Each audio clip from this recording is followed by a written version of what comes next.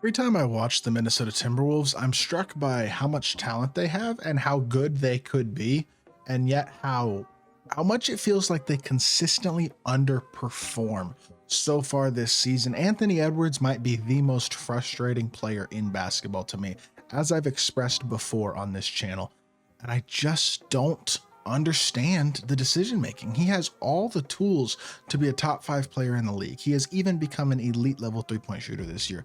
And yet the decision making just baffles me. In a game tonight that was absolutely winnable against the Thunder, they take the lead early in the fourth quarter and throw the game away. Thunder go on a huge run once SGA checks back in about midway through the fourth. And in all honesty, Anthony Edwards just wasn't very good tonight. He started bad and he ended bad. He was good in between those two stretches, but I just don't think he was good enough. And I think it's been a consistent theme this season that he puts up really impressive numbers, but the turnovers are too much. The assist to turnover ratio isn't good enough. The decision making is almost always, I'm going to score first no matter what the defense throws at me. And if it turns out that this shot that I'm taking is so bad I don't think I'll make it, I'm going to bail out of the shot late. He did that multiple times, 2 or 3 times in the final 5 minutes of the game, where he had opportunities to make the right pass early, instead makes it late, throws his teammates out of rhythm, and they miss a shot. Now, to be fair, guys miss shots down the stretch for the Timberwolves. Naz Reid missed a couple. Jaden McDaniels missed one.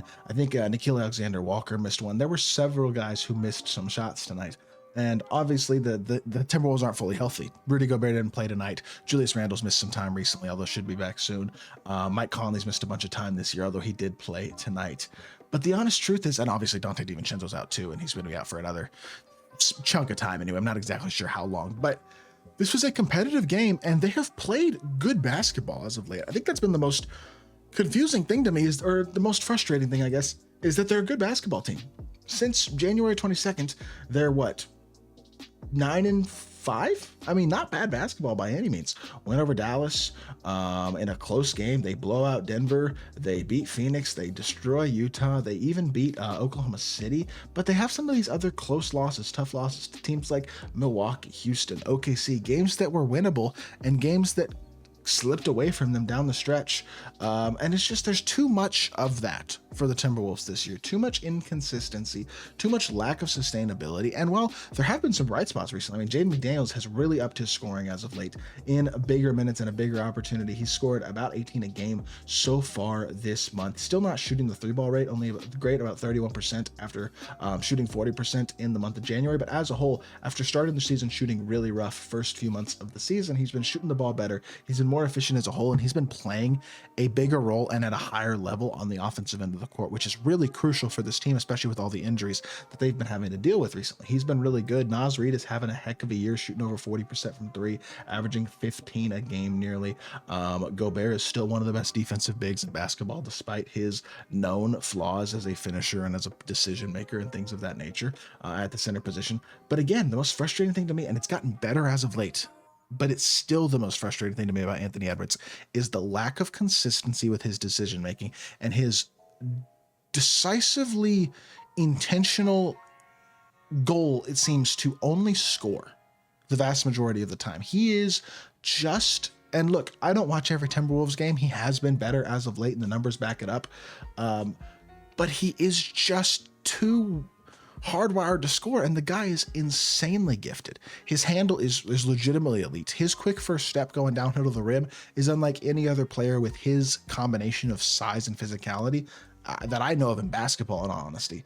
And he's become an elite level 3-point shooter too. I mean, he's still over 41% from 3 this season, shooting what, 10 attempts a game? Like, it's pretty ridiculous what he's been able to do this year.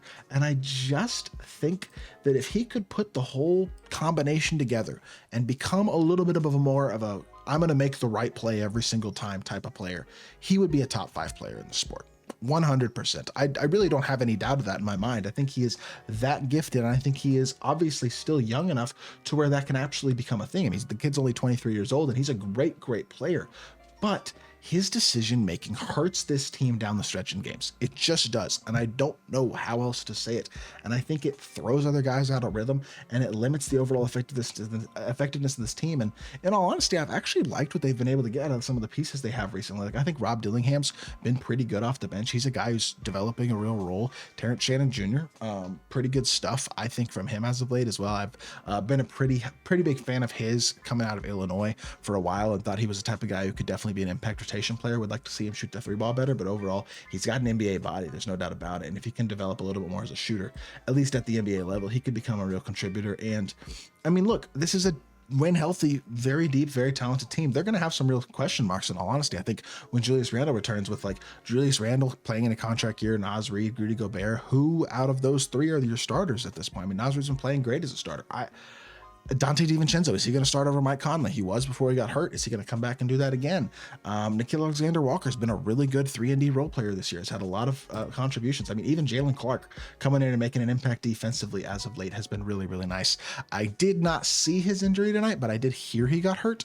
I hope it wasn't a super significant thing. He only wound up playing 18 minutes, and he played really well in those 18 minutes. Was a plus 20 with 14 points. I did not see the injury though, so hopefully he's okay. He's another guy who has really developed a real role in this team as of late and has been a very real contributor.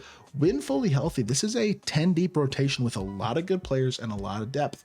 And I mean, the standings shape up for them to still have a really good shot, even after this loss tonight.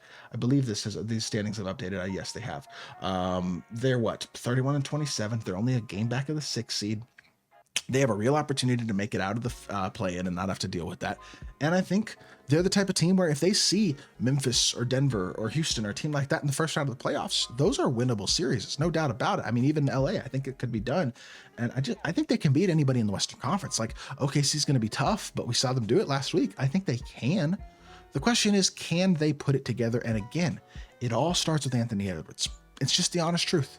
If he can put things together at a higher level on a more consistent basis, the Timberwolves are going to be a force to be reckoned with in the Western Conference, especially with the amount of depth that they are developing, the amount of pieces that they have found now that can be real contributors on this team.